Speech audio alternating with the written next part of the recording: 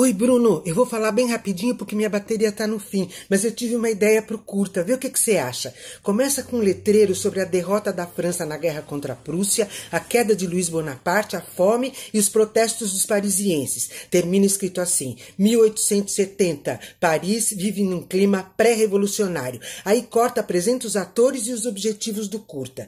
Aí tem uma cena que narra como é que a Comuna de Paris terminou, mas convida o público a imaginar como que ela começou. Corta. Aí vem uma cena da Guarda Nacional contra o exército de Versailles. Aí corta para um trabalhador que diz assim: eu lutei em 1848 porque a Revolução Francesa não mudou a minha vida. Mas hoje eu sei que a luta continua. Aí vem som de sino, grito, tambor e tal, e vem um grupo de mulheres e abraça um canhão. Volta o letreiro e diz assim: 18 de março de 1871, início da Comuna de Paris. Gostou?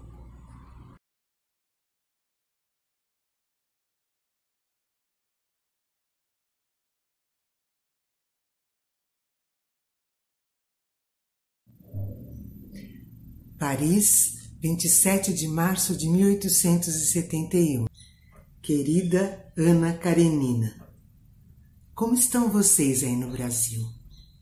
E os novos prefeitos já tomaram posse?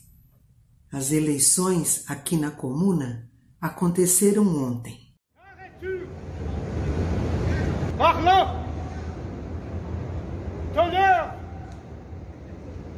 Arnaud! Nossa República é finalmente vitoriosa. Queremos abolir o exército e também os tribunais.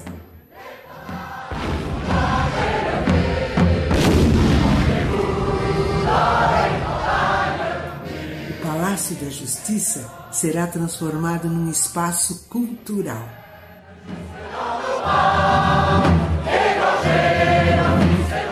Os transportes serão gratuitos.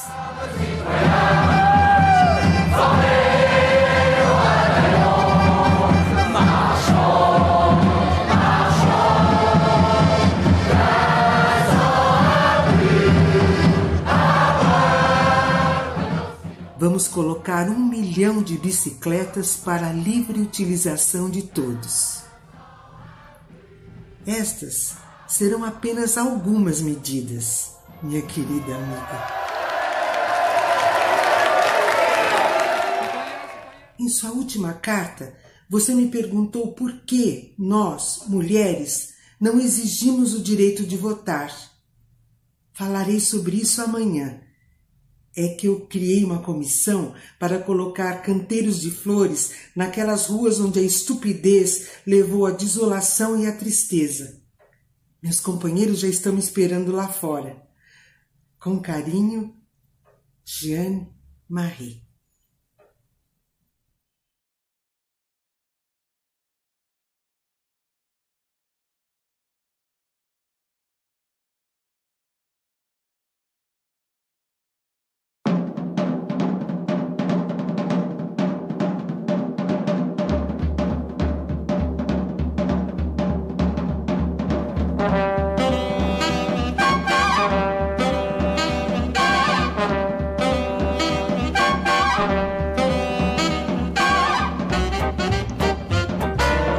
Artigo 5 dos Decretos da Comuna de Paris.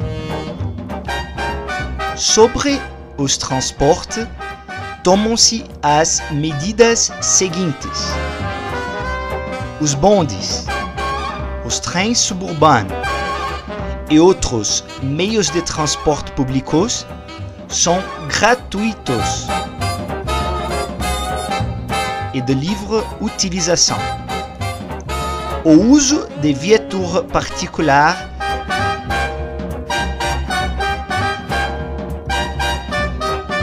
é proibido em toda a zona parisiense, com exceção das viaturas de bombeiro, de ambulância e de serviço a domicílio.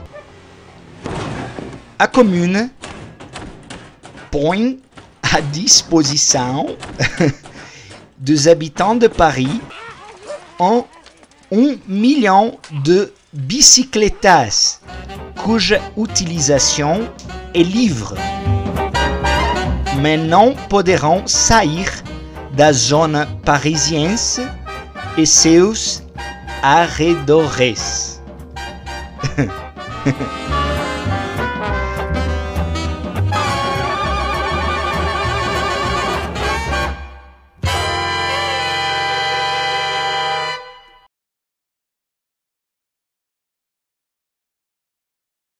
O Comitê Central da Guarda Nacional podia, de fato, descer as escadas do Palácio Municipal de cabeça erguida. Esses homens obscuros que haviam ancorado com segurança a Revolução de 18 de março, nomeados apenas para organizar a Guarda Nacional, atirados ao topo de uma revolução sem precedentes e sem guias, eles haviam sido capazes de resistir aos impacientes, suprimir a desordem, restabelecer os serviços públicos, abastecer Paris, frustrar intrigas, tirar vantagem de todas as asneiras de Versalhes e dos prefeitos e, acossados de todos os lados, a todo momento sob o risco de uma guerra civil, souberam negociar, agir na hora e no lugar certo. Eles haviam encarnado a tendência do movimento, limitado o seu programa a reivindicações comunais e conduziram a população inteira à urna. Eles haviam inaugurado uma precisa, vigorosa e fraterna linguagem desconhecida de todos os poderes burgueses. Não esqueçam que os homens que melhor os servirão são aqueles que vocês escolherem entre vocês mesmos, vivendo a sua vida, sofrendo os mesmos males. Desconfie tanto dos ambiciosos quanto dos carreiristas. Cuidado também com os meros faladores. Evite aqueles a quem a fortuna favoreceu, pois só muito raramente tende o opulento a considerar o trabalhador como um irmão. Dê a sua preferência àqueles que não pedem o seu voto. O mérito verdadeiro é modesto, e é uma tarefa do trabalhador descobrir quais são os dignos e não destes de se apresentarem. E contudo, eles eram homens obscuros, todos com uma educação incompleta, alguns deles fanáticos, mas o povo pensava com eles. Paris era o braseiro, o Paço Municipal a chama. Ali, no Paço Municipal, onde ilustres burgueses só haviam empilhado tolice sobre derrota, esses recém-chegados encontraram a vitória porque escutaram Paris. Aquela semana chegou ao fim com o triunfo da Comuna de Paris. Paris novamente retomou seu papel de capital da França, novamente tornou-se o iniciador nacional. Pela 10ª vez desde 1789, os trabalhadores puseram a França no caminho correto.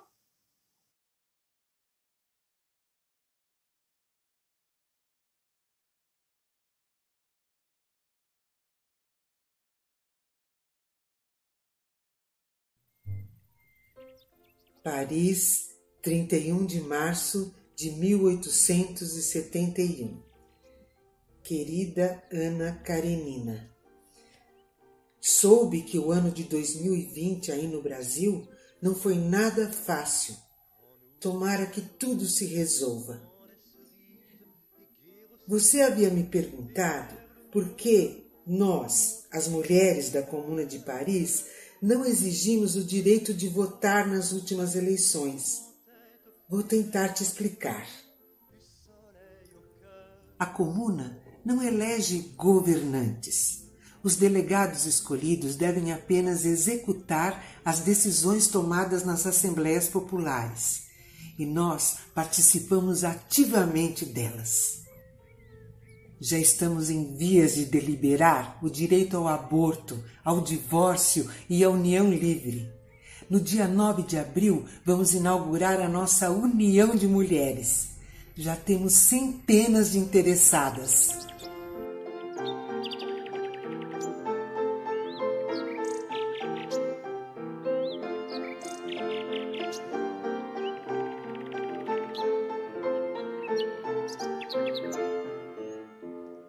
Quand nous chanterons le temps des cerises, et gai rossignol et merle moqueur seront tous en fête.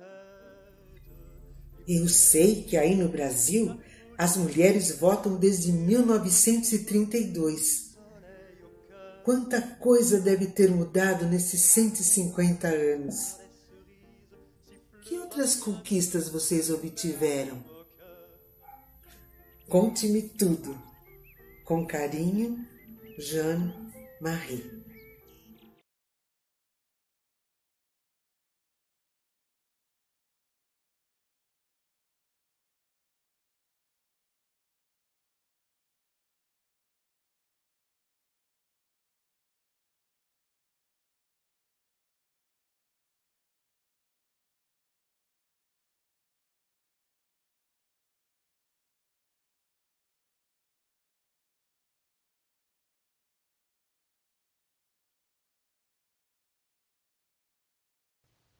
Se eu for ao negro cemitério, irmão, jogue sobre sua irmã, como uma última esperança, cravos vermelhos em flor.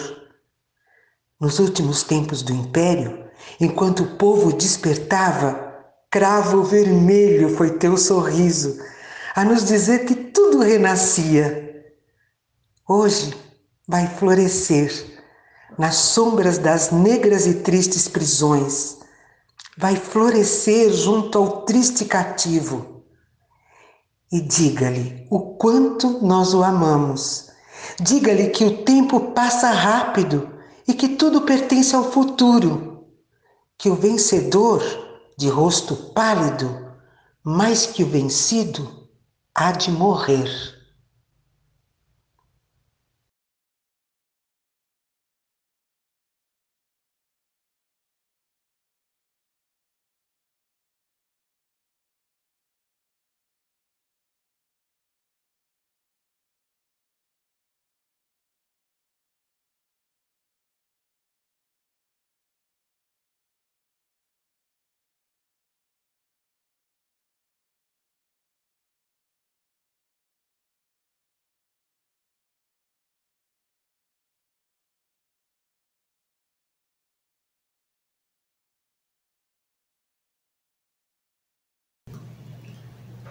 Paris, 17 de abril de 1871.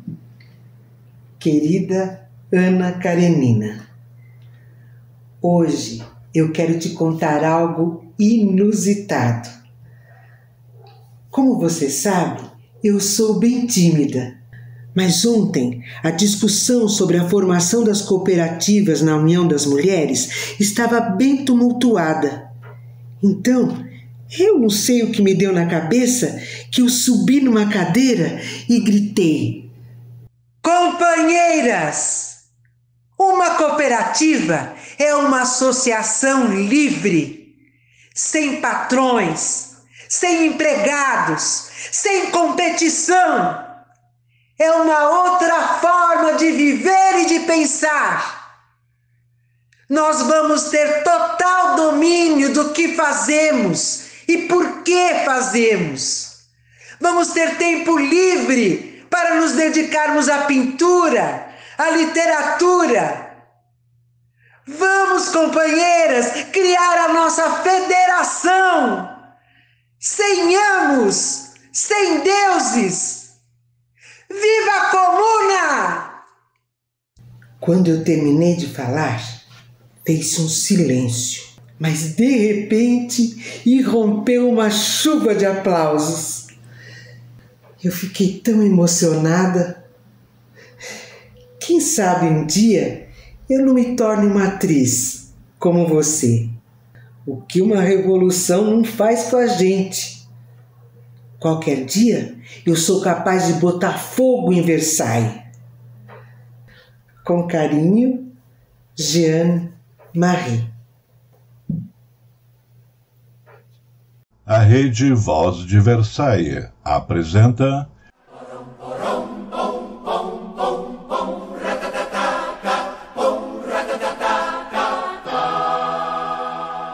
Valentine Chantilly em Paris. Vai lá, ação. No episódio de hoje, a coluna de Vendôme.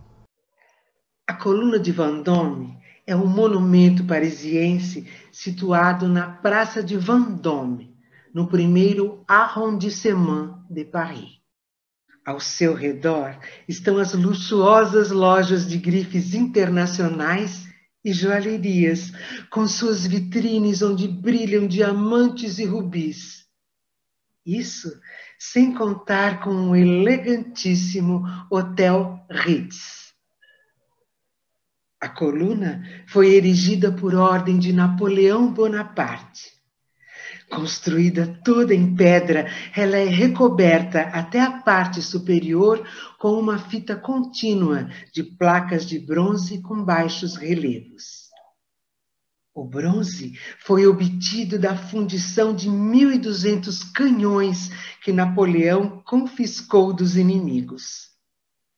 A coluna de Vendôme foi inspirada no modelo da coluna de Trajano, feita em Roma.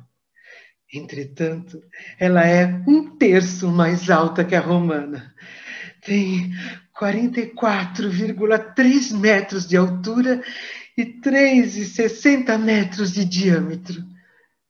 O seu peso é estimado em 251 toneladas. No seu topo figura uma belíssima estátua do próprio Napoleão em trajes de imperador romano.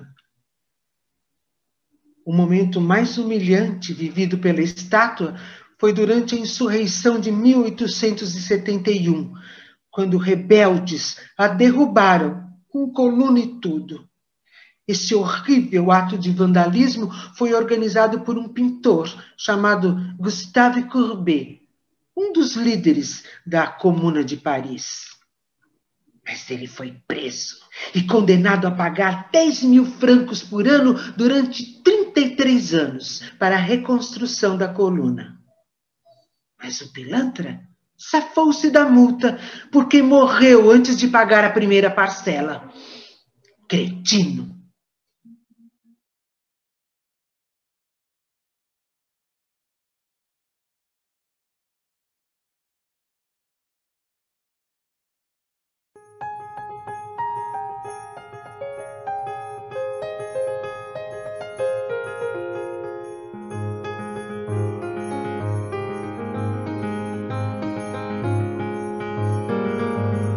Comme des rats dans Paris par trahison, on nous a pris le macadam et les pavés de notre sang furent lavés, lavés étant lavés, qu'ils en sont déjointés. Les gredins de Capitula ont mitraillé les communards, mais devant messieurs les Prussiens tremblants comme des petits chiens, ils ont vendu leur peau, leur pays, leur drapeau. Dansons la communarde, et tenons bon, et tenons bon. Dansons la communarde, et tenons bon, nom de nom. Tous les tiers, tous les macmahons pour se laver de leur affront ont voulu prendre un bain de sang, ils l'ont pris en nous égorgeant. Mais ils en ont tant pris qu'ils sont tout avachis. Gredins sans cœur et sans remords, ils ont partout vomi la mort. Et MacMahon pour ses forfaits fut presque empereur des Français, grand-duc de Biribi et roi de Satori. Dansons la communarde, et tenons bon, et tenons bon. Dansons la communarde, et tenons bon, nom de nom. Ces villes bourreaux pour valets des camps Robert, des Galifets, tas de pillards et d'assassins bien connus par les Mexicains. Et puis Monsieur Gaveau, ah le joli fricot. Mais avec eux, ça n'est pas tout, les bons bourgeois ont fait le coup. Comme en juin, tous les premiers, ils ont traqué les ouvriers. Et nous savons qu'alors, 35 000 en sont morts. Dansons la communarde, et tenons bon, et tenons bon. Dansons la communarde, et tenons bon, nom de nom. Pour faire bien sans être long, la mitrailleuse avait du pont. Qu'on en soit haut, qu'on n'en soit pas, ils les ont fusillés au tas. Pour eux, un ouvrier, n'est qu'un bon à tuer. Tous les bagnes, tous les pontons, tous les forts, toutes les prisons ont regorgé de malheureux à moitié nus, le ventre creux, pendant que leurs bourreaux mangeaient les bons morceaux. Dansons la communarde, et tenons bon, et tenons bon. Dansons la communarde, et tenons bon, nom de nom. À Versailles, dans le chantier, leurs soldats ont fait leur métier. À coups de sabre et de fusil, ils ont assommé nos amis. Leurs soldats, à présent, ont une odeur de sang. On ne peut pas dire à Paris tous les crimes qu'ils ont commis. Il faudrait des mains de papier griffonnées des mois entiers. Mais le jour se fera et l'histoire en dira. Dansons la communarde, et tenons bon, et tenons bon. Dansons la communarde, et tenons bon, nom de nom. Avec les bourgeois aujourd'hui, entre nous tout est bien fini. Quant aux gendarmes, aux roussins, aux fusilleurs, aux assassins, leur compte sera bon au jour du rigodon. Que voulions-nous la liberté et le bien de l'humanité? Pour nous venger des chenapans, il nous faut faire des enfants, en faire des gaillards et de francs communards. Dansons la communarde, et tenons bon, et tenons bon. Dansons la communarde, et tenons bon, nom de nom.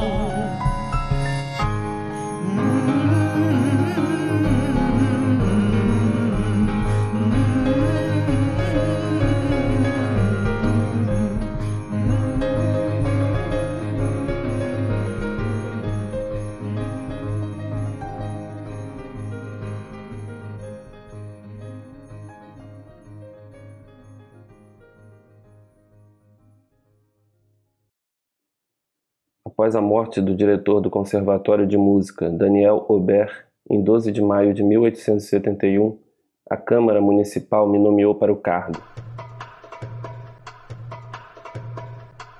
Mas voltando no tempo, aos 22 anos fui mandado para Argélia.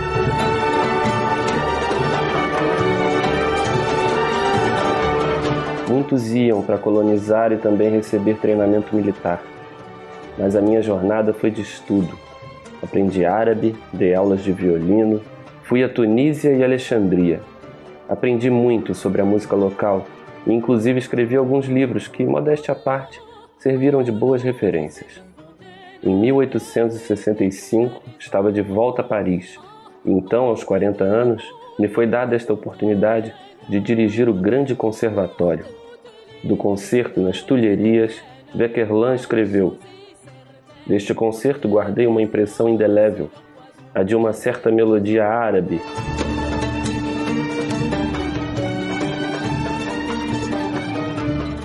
O Anjo do Deserto, cantada para admiração por Madame Bart Banderali e acompanhada ao violino pelo próprio Salvador Daniel. Nada pode dar uma ideia, por mais distante que seja, do virtuosismo maravilhoso e muito especial de que este artista certamente tirou o segredo. Infelizmente, minha passagem pela diretoria do conservatório foi ainda mais breve que a própria comuna. No dia 24 de maio, fui surpreendido por oficiais da tropa versalhesa na Rue Jacob. A Semana Sangrenta já tinha começado. A minha hora tinha chegado. Ajoelhei, retirei o meu lenço e apontei para o pescoço. Atirem aqui! Ali, na Rue Jacob, minha história estava terminada e meu nome apagado do conservatório.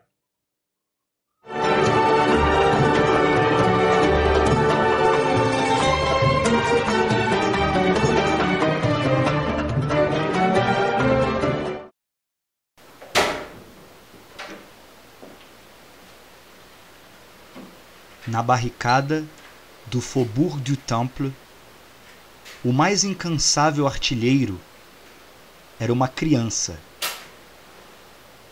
Tomada a barricada, todos os seus defensores foram fuzilados. E a vez da criança também chegou.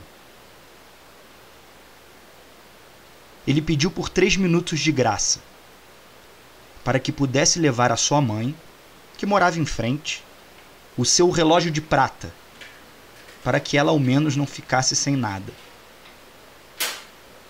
Involuntariamente comovido, o oficial deixou-o ir pensando que jamais o veria de novo. Mas 3 minutos depois, a criança gritou: "Aqui estou eu!" Pulou para a calçada e agilmente inclinou-se contra a parede, próximo aos cadáveres dos seus camaradas. Paris jamais morrerá enquanto gerar uma gente desse tipo. Quantos homens têm sido chamados de heróis, sem jamais ter exibido uma 100ª parte dessa simples coragem, sem nenhum efeito teatral, sem uma história, que resplandeceu durante aqueles dias em 1000 pontos de Paris.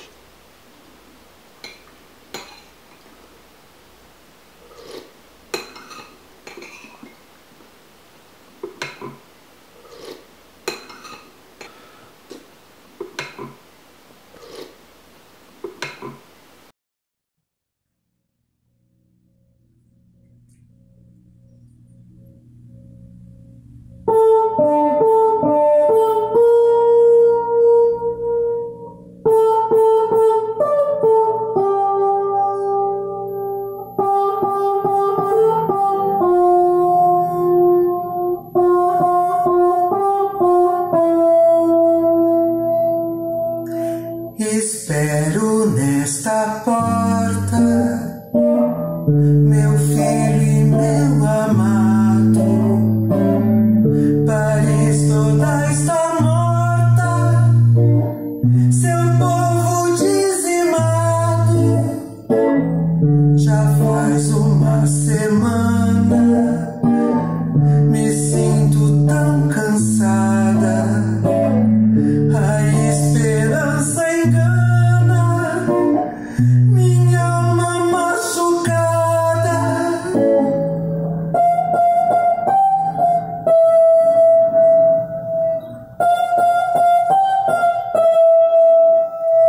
Tomaram nossas armas, tiraram tantas vidas, mas sei que a nossa história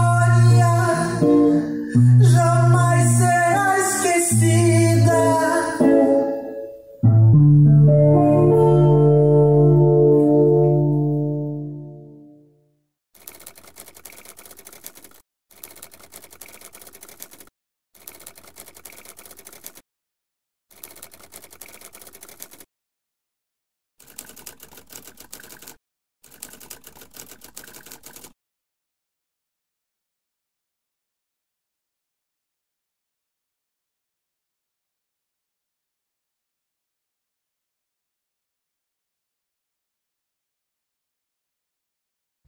Antes de qualquer reação ou análise sobre a Comuna de Paris, ouçamos a palavra do compositor e comunar Jean-Baptiste Clément.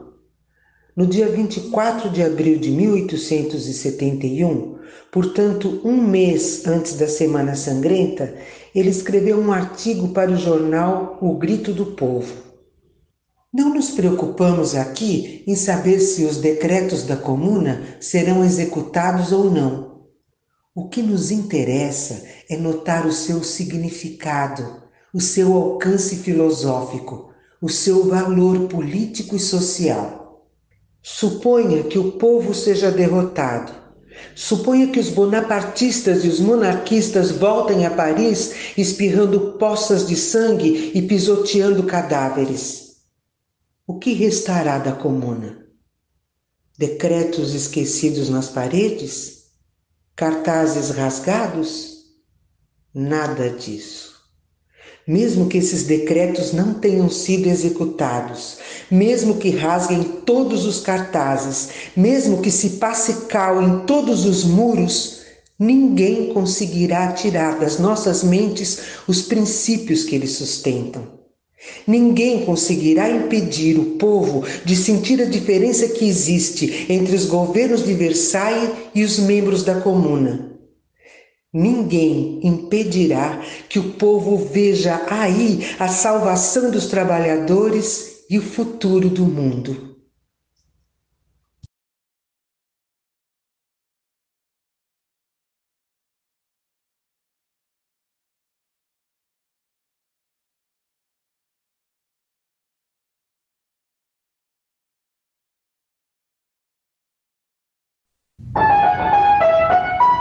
Sou leal, não sei mentir, digo o que penso. A bandeira que escolhi é de um vermelho intenso. É a cor do sangue bom que faz bater meu coração. Viva a comuna, irmão, viva a comuna. As mulheres de Paris, com tenacidade, se apossaram dos fuzis, livrando a cidade dos prussianos militares e do poder de Versailles. Viva a comuna, irmão, viva a comuna. Já não somos governados, não temos patrão, nem tampouco explorados, viva a autogestão. Somos livres e iguais e não vamos sofrer mais.